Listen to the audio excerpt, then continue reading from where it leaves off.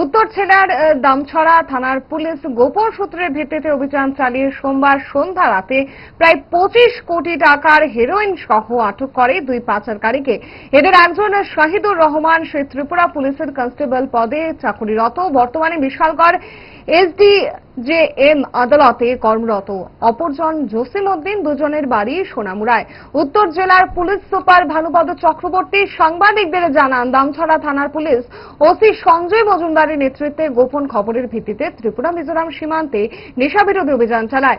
ওই সময় মিজোরাম থেকে দশরথ সেতু দিয়ে ত্রিপুরা সীমান্তে প্রবেশ করে একটি হিউন্ডাই কোম্পানির গাড়ি। পুলিশ গাড়িটিকে দাঁড় করিয়ে তল্লাশি চালালে গাড়ির ভেতরে বিভিন্ন গোপন কক্ষ থেকে 177টি সাবানের কেসে মজুদ হেরোইন উদ্ধার হয়। কালোবাজারে এগুলির মূল্য 25 কোটি টাকা। আটক করা হয় গাড়িতে থাকা দুই হেরোইন পাচারকারীকে। তাদের বিরুদ্ধে দামছড়া থানায় এনডিপিএস অ্যাক্টে মামলা নথিভুক্ত করা হয়েছে। আজকে গোপন সূত্রের উপর খবরের উপর ভিত্তি করে ওসি দামছড়া সঞ্জয় মজুমদার একটা গাড়ি, যেটার নাম্বার হলো TR01BV0595, এটা একটা হুন্ডাই গাড়ি, যেটা আপনাদের সামনে আছে এখানে।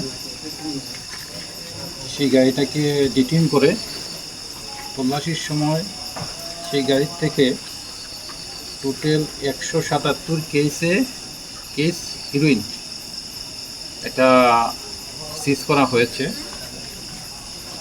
এক একটা কেসের মধ্যে 12 থেকে 13 গ্রাম করে হিরোইন আছে, যেটা আমরা এখন অ্যাকুরেট ওজন করব প্রত্যেকটা।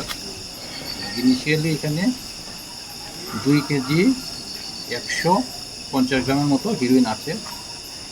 অ্যাকুরেট ওজন করলে একটু এদিক সেদিক হবে। এটা খোলা বাজারে বিক্রি হয় না, কালো বাজারে যে বিক্রি হয় প্রায় 25 কোটি টাকার মাল আছে এখানে। গাড়িটাকে সিজ করা হয়েছে। গাড়ির মধ্যে আমরা দুইজন পেয়েছিলাম, একজন শহীদুর রহমান, বাড়ি সোনামুড়া কুলুবাড়ি, আর একজন জসিম উদ্দিন, ঠাকুরমুড়া সোনামুড়া। তাদের দুইজনকে অ্যারেস্ট করা হয়েছে। দামছড়া থানাতে একটা এনডিপিএসের কেস নেওয়া হয়েছে। এই মামলাতে আর যারা যারা যুক্ত আছে তাদেরকে আমরা অ্যারেস্ট করবো।